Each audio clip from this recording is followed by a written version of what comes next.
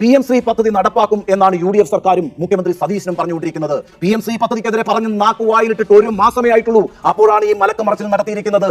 എന്തായിരുന്നു ലീഗ് നേതാക്കളുടെ അട്ടഹാസം എന്ന് പറയുന്നത്? തങ്ങൾ അധികാരത്തിൽ വന്നാൽ PMC പദ്ധതി അറബിക്കടലിൽ തള്ളുമെന്നാണ് മുസ്ലിം ലീഗിന്റെ നേതാക്കൾ ഓരോരുത്തരായി നിരന്ന് പറഞ്ഞത്. പൊതുവിദ്യാഭ്യാസം ഇന്നിപ്പോൾ ലീഗിന്റെ കയ്യിലാണ്. ആ വകുപ്പ് ഭരിക്കുന്നത് ലീഗാണ്. ആ ലീഗിന്റെ മന്ത്രിയാണ് ഇന്നിപ്പോൾ നിയമസഭയിൽ PMCക്ക് വേണ്ടി ഘോരം വാദിച്ചിരിക്കുന്നത്. പ്രിയപ്പെട്ട പ്രേക്ഷകരെ, ഇതിൽ പരം ഒരു വിരോധാഭാസമുണ്ടോ?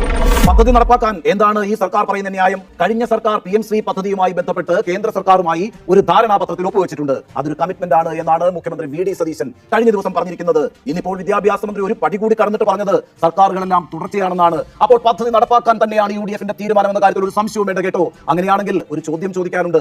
പദ്ധതി നടപ്പാക്കാനാണ് നിങ്ങൾ തീരുമാനിച്ചിരിക്കുന്നതെങ്കിൽ പിന്നെ എന്തിനാണെന്നേ ഒരു മന്ത്രിസഭാ ഉപസമിതിയെ നിങ്ങൾ തീരുമാനിച്ചത്? ഈ സമിതിയെ വെച്ചത് ഈ വിഷയം പഠിക്കാനല്ലേ? അങ്ങനെയാണെങ്കിൽ ആ സമിതിയുടെ തീരുമാനം വരട്ടെ, എന്നിട്ട് ആലോചിക്കാം എന്ന് പറഞ്ഞാൽ പോരെ? അത്രയെങ്കിലും രാഷ്ട്രീയ സത്യസന്ധത നിങ്ങൾക്ക് കാണിക്കാമായിരുന്നു. എന്തിനാണ് പദ്ധതി നടപ്പാക്കും എന്ന് ഇങ്ങനെ ആവർത്തിച്ച് പറഞ്ഞുകൊണ്ടിരിക്കുന്നത്? അപ്പോൾ അതിലെന്തോ സമ്മർദ്ദം അനുഭവിക്കുന്നുണ്ട്. അത് തന്നെയാണ് പ്രശ്നം. ഇനിയിപ്പോൾ ധാരണാപത്രത്തിൽ ഒപ്പുവെച്ചു എന്നുള്ളതാണല്ലോ. ആ ധാരണാപത്രം കഴിഞ്ഞ സർക്കാർ തന്നെ മരവിപ്പിച്ചതാണല്ലോ. അത് കേന്ദ്ര സർക്കാരിനെ കൃത്യമായി കത്തെഴുതി അറിയിക്കുകയും ചെയ്തിട്ടുണ്ട്.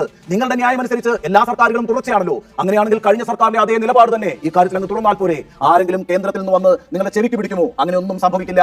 ഇനിയിപ്പോ ഒപ്പിട്ട ധാരണാപത്രമാണ് പ്രശ്നമെങ്കിൽ എത്രയോ ധാരണാപത്രങ്ങൾ ഒപ്പിട്ടുകൊണ്ടിരിക്കുന്നു. എല്ലാം നടപ്പാക്കുന്നുണ്ടോ? ഇപ്പൊ ഞാനൊരു കാര്യം കോൺഗ്രസ്സുകാരെ ഓർമ്മിക്കാം. AK ആന്റണി മുഖ്യമന്ത്രിയായിരുന്ന കാലത്ത് 2002 കേരളത്തിൽ വ്യവസായം കൊണ്ടുവരാൻ വേണ്ടി ജിം എന്നൊരു പരിപാടി കൊച്ചിയിൽ സംഘടിപ്പിച്ചിട്ടുണ്ട്. 100 കണക്കിന് ധാരണാപത്രത്തിലാണ് കേട്ടോ ആ സമ്മേളനത്തിൽ വെച്ച് ഒപ്പുവെച്ചത്. എന്നിട്ട് എത്ര എണ്ണം നടപ്പായി? ഒരു സർക്കാരും മറ്റൊരു സർക്കാരുമായിട്ടാണെങ്കിലും, സർക്കാരും സ്വകാര്യ വ്യക്തികളുമായിട്ടാണെങ്കിലും, കമ്പനികളായിട്ടാണെങ്കിലും കരാർ സംബന്ധിച്ച് രാജ്യത്ത് ഒറ്റ നിയമമേ നിലനിൽക്കുന്നുള്ളൂ. അതെല്ലാവർക്കും ഒരുപോലെ ബാധകമാണ്. ഇനി അതും പോകട്ടെ. ഗവർണറാണ് ഒരു സർക്കാരിന്റെ കസ്റ്റോഡിയൻ. എല്ലാ സർക്കാർ ഉത്തരവുകളും ഗവർണറുടെ പേരിലാണ് പുറത്തിറങ്ങുന്നത്.